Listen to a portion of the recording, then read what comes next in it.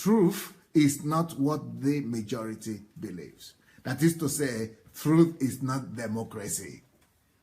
All right? Truth is not democracy. Truth does not campaign, and it does not go for elections. So truth is just, it doesn't need to be voted for. But even though whole nations and the rest of the world were embracing votes and democracy as the only way out, but the democracy is, has its own fault as well, and its own inadequacies, and democracy is not always right too. And the rule of the majority is not always, like for example in America now, the whole country is divided into two.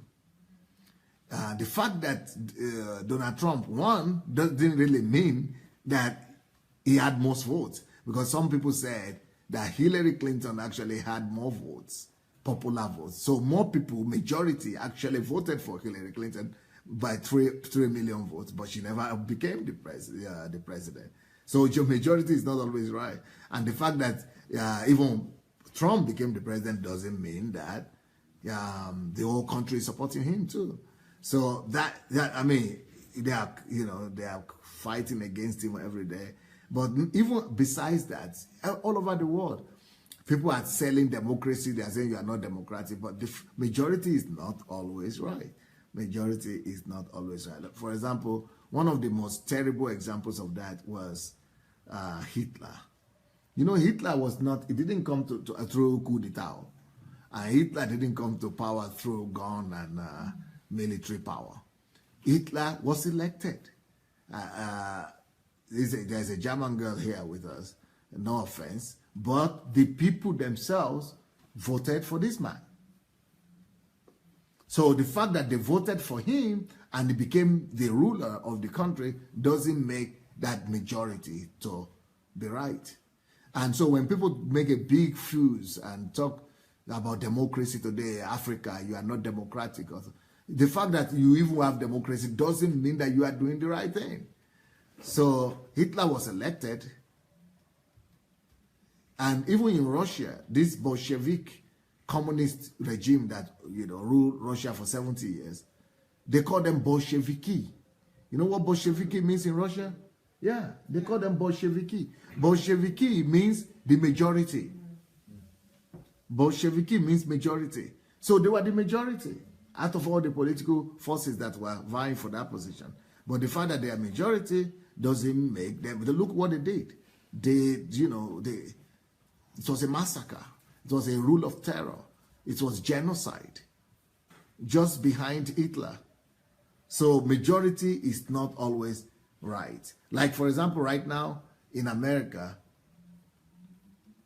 it's sad what is happening in that country, because from what I see, it's like the whole country, almost majority of the states now support gay marriage or something like that.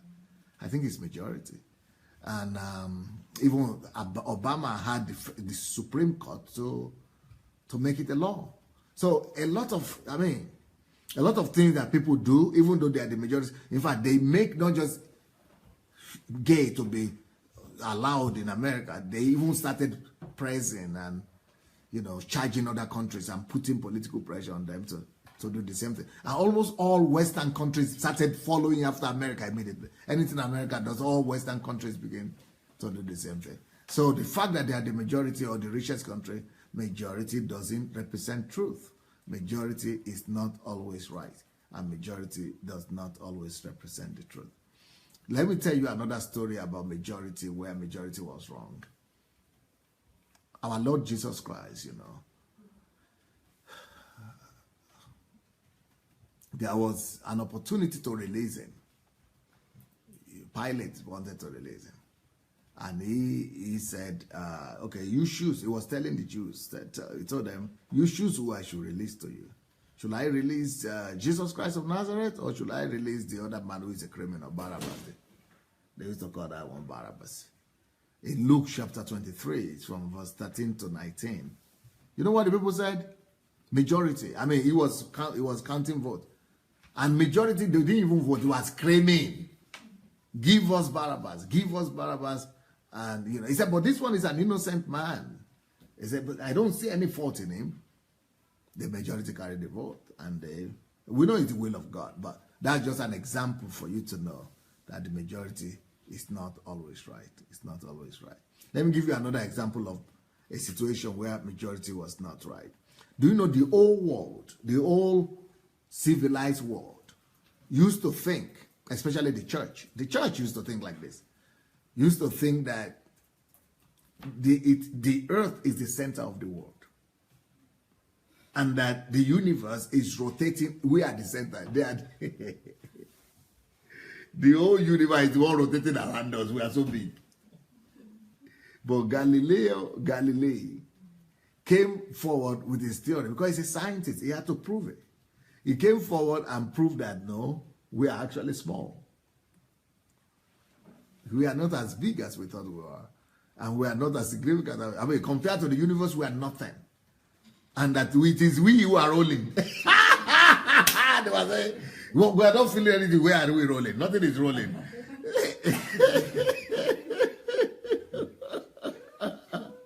You know what they said? They said, for saying that, they said, we give you 2 months to recount. You have to denounce your scientific. You are saying you must deny science. And science, you know, is science. 2 + 2 is 4. They said, no, you must deny that it's not 4. He said, this is proven. He said, no, because according to the Bible, they were using the Bible. Because they would believe in creation. So, they sentenced the guy. They sentenced the guy. Sad. He died in solitary confinement for the rest of his life. I think it was for 25 years or something. Everybody believed that they did the right thing.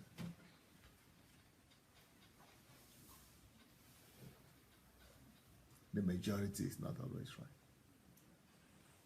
There is another man they call Michael Servetus.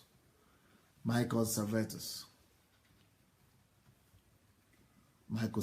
I don't know if you have heard about it, but medical students should have heard about it. Because he's the one that is credited with discovering pulmonary circulation. He's the one that is credited for discovering it.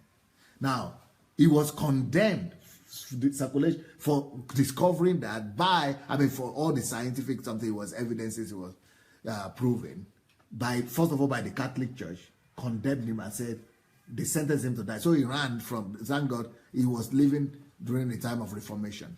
Martin Luther, John Calvin, he was living that time. So he ran from Italy to Geneva, because in Italy, the Catholics were in charge, but they were in charge politically. But in Geneva, it was the Protestants that were there. So he ran to Geneva to hide under the Protestants, believing that the Protestants would protect him. You know who eventually sentenced them? The Protestants sentenced them and ordered that he would be burnt at the stake. This man was arrested, tortured, and burned at the stake. Fire, petrol, for discovering what is benefiting all of us today. You know who did this? The reformers. The most progressive people of that time. You know who signed the paper? John Calvin.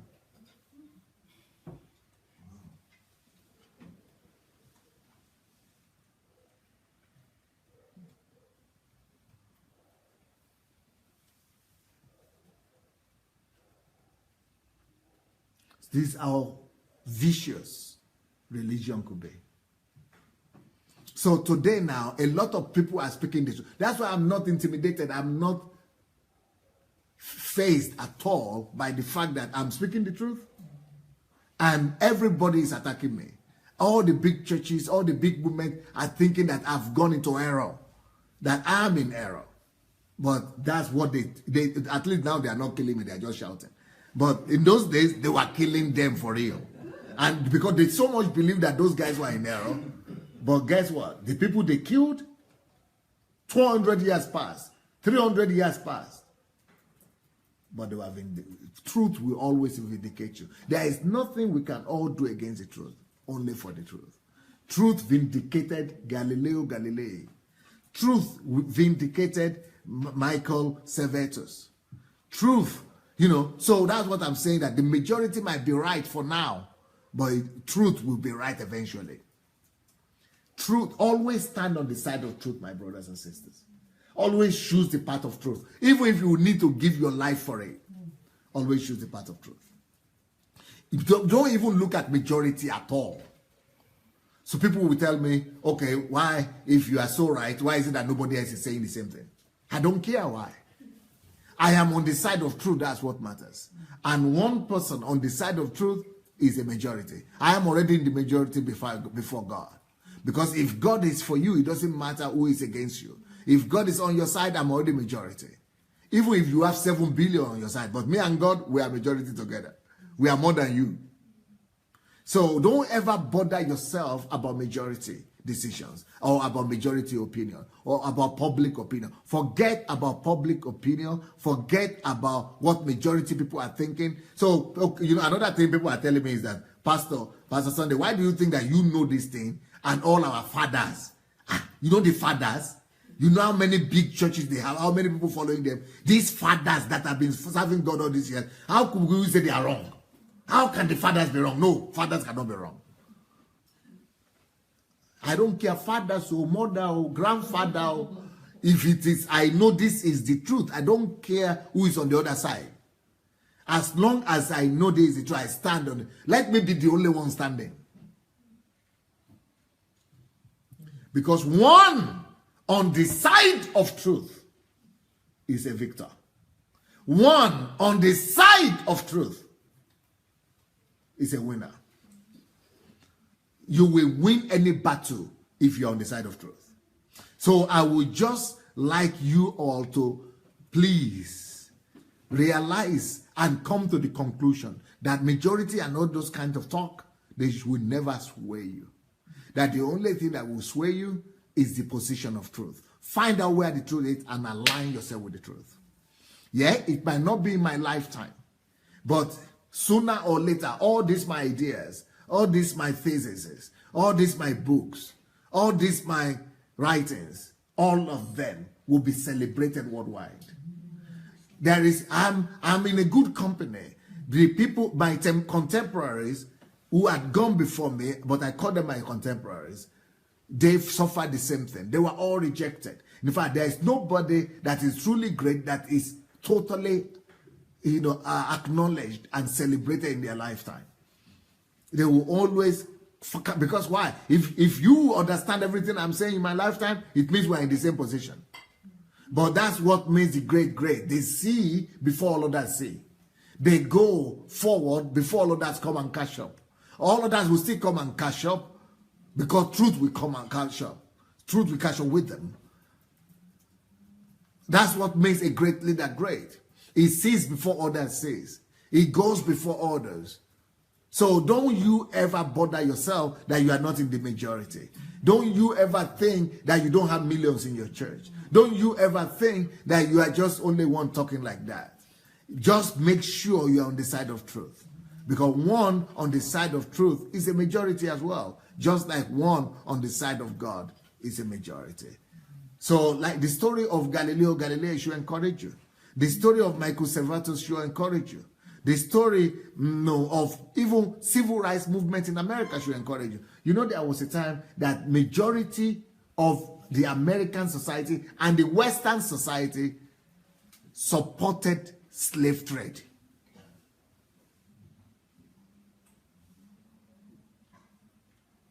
And those who said slave trade were wrong were regarded as savages. They were humiliated. They were embarrassed. They were beaten. They were shamed. Now, even the very descendants and children and grandchildren of those people who supported it, they are now ashamed.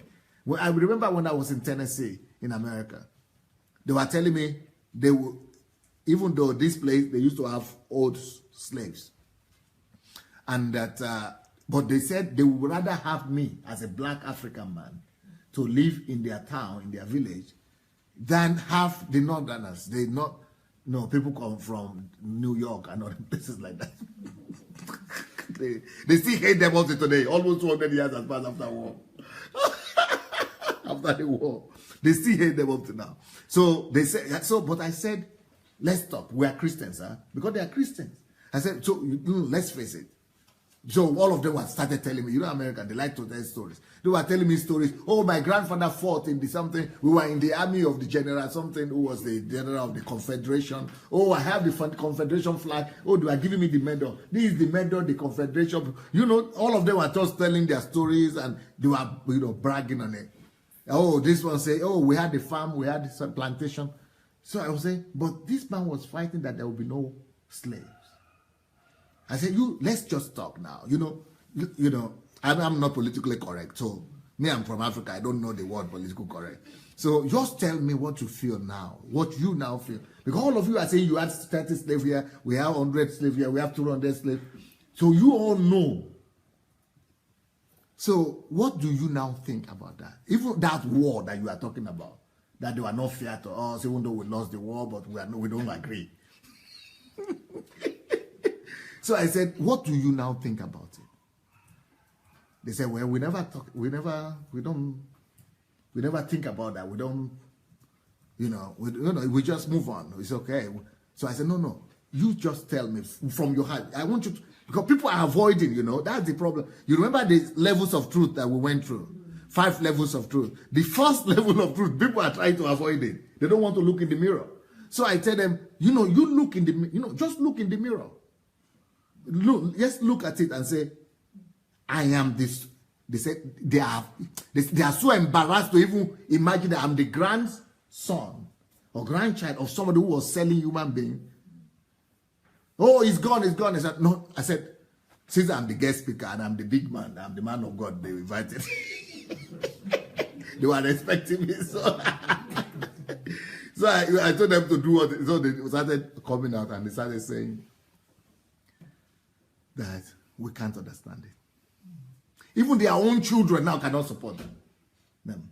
They said, we cannot understand it. They said, we are even ashamed.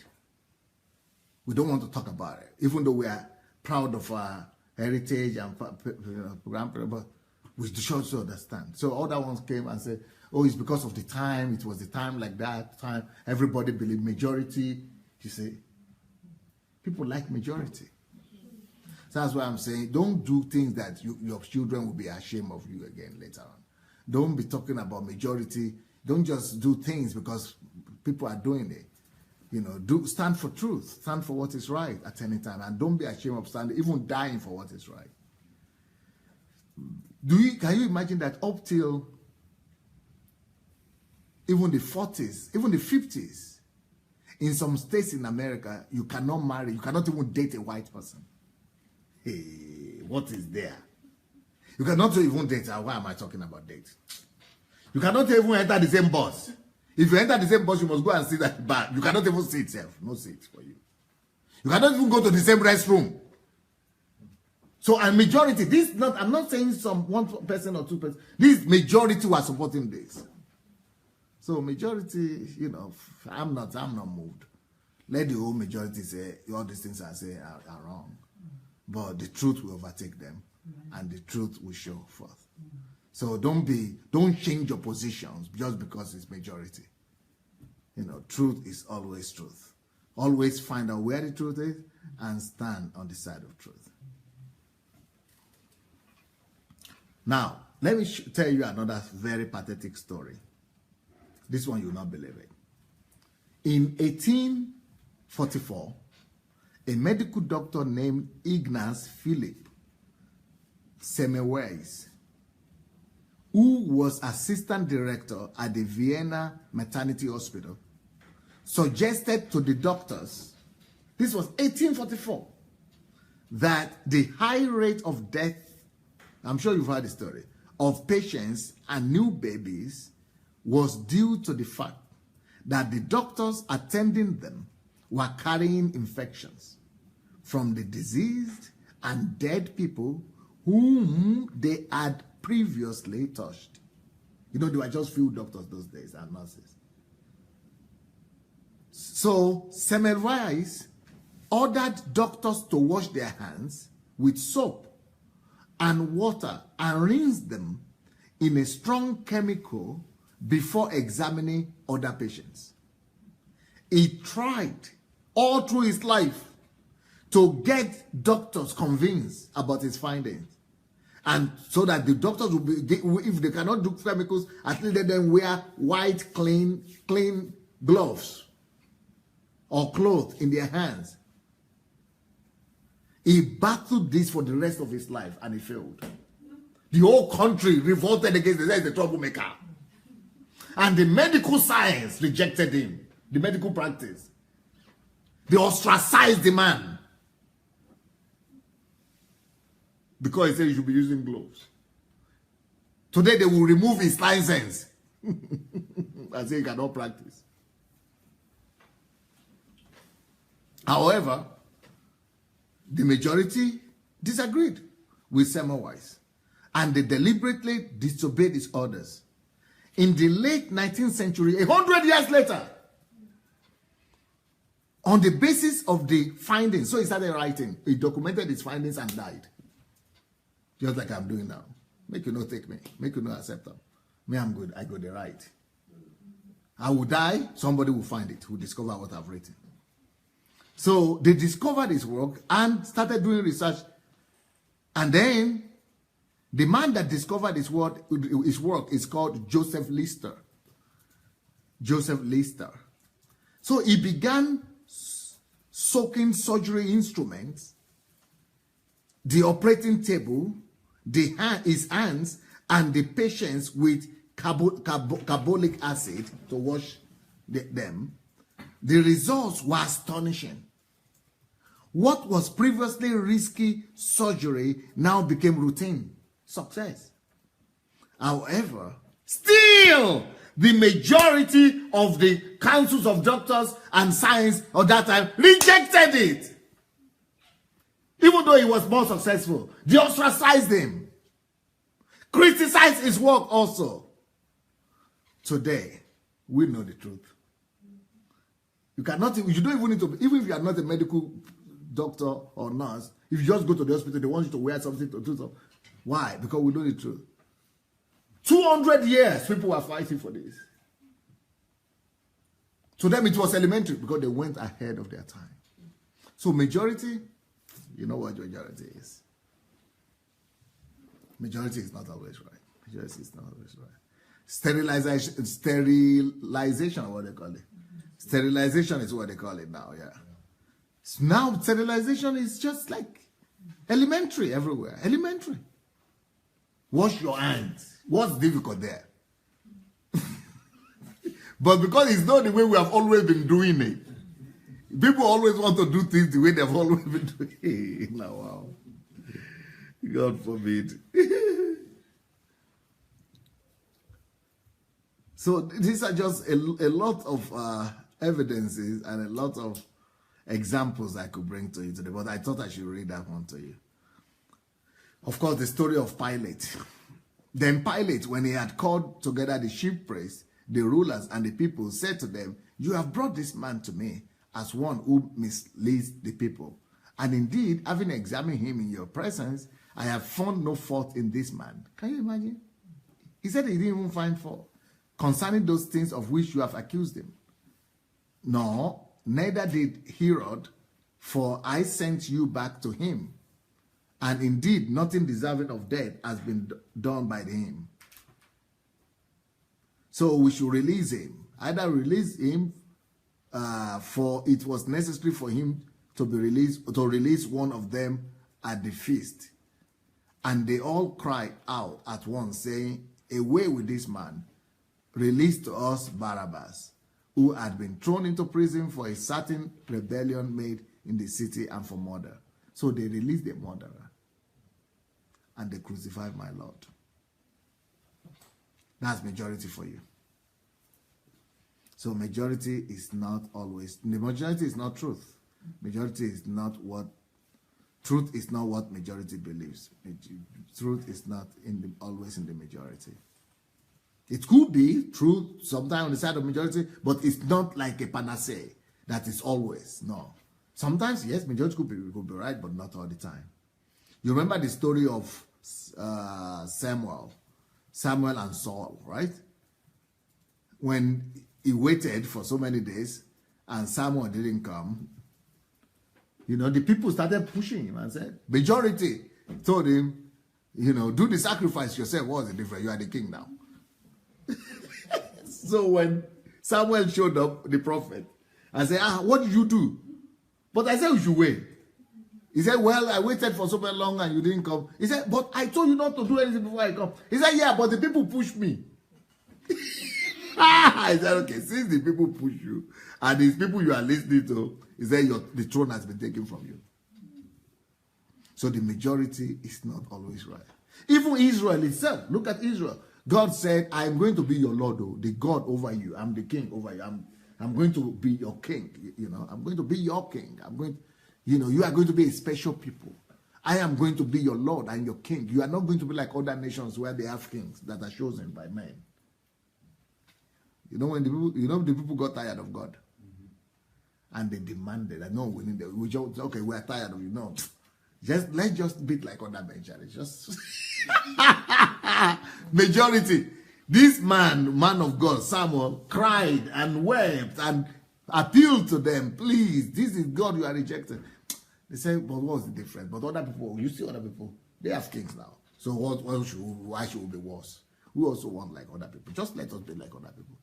The majority influenced them to want to be, and the majority also voted here that they want to be on the side of majority. And we know what happened. Israel collapsed. Out of 12 tribes, only 2 left. Total catastrophe. In fact, they were dispersed all over the world. None of them was left there. Palestinians took over their land. Horrible consequences. Just because people follow majority. You all remember the story of Caleb and Joshua. Out of how many of them? Out of 12. Only 2 said, no, we are standing for the truth, even if it's not convenient. And the majority, 10 out of 12, they said, no, we cannot cope. We cannot stand against those people. They have 6 feet and they have 6 fingers and they are giants and they are this and that. So if you look at your opposition and you are using it to measure your destiny and your destination, you always make the same mistake. Never look at the number of people on the side of your opponent. That's the lesson God taught Gideon. I don't save by many or by little. The only thing is that I'm there. If I'm there, either you are many or you are little, and you are already a winner. But if you are going to look at the numbers, you will always miss it. You will always miss it. You remember the story in, I think it's in Galatians chapter 2, when Paul rebuked Peter. Because when Peter will see the Jews were there, many, plenty, he will begin to behave like the Jews. And he would not like to associate himself with the Gentiles. Because of majorities. Majority influence a lot of us. Public opinion influence a lot of us. A lot of us depend on public opinion. Even Apostle Peter had to fall under that. He fell under that deception. That, people, the majority of the people are here now. So he said, okay, he doesn't recognize the Gentiles. So Paul had to confront him and said, no, if you are the father, you are a leader, how could you be doing that? Even if we are in the minority, let's die in the minority. But the truth will speak for us. So that's the lesson for all of us. That a lot of people here now who are here, in fact, somebody even wrote me yesterday and said, I can't find any normal church in my city, so I just manage one. Because I don't want to be alone. Okay, this one is not as bad as the other one. But it's also bad. Because each time I'm coming down from there, I'm crying. So I said, if you are crying, after coming out of there, why are you still going there? He said, well, you don't forsake assembly. I said, what assembly? Do you have a wife? He said, yes. You have friends who are Christians. Is that not assembly, no? The one you are doing here on Facebook, is that not assembly? Why should you compromise? Why should you compromise your faith, your belief, the truth, and you are suffering? You are like Lot. That's what Lot did. Lot compromised. He knew that the people there were living a wrong lifestyle. But just let me just manage. At least there is economic survivor here. So why should you compromise the truth because majority? So a lot of people who are watching us on this DSA something, they are all saying we cannot listen to other people again. So, but they are going there to still compromise their soul, their heart. Because of majority of the people. Truth is not easy, but it's the way to live. Is the only way.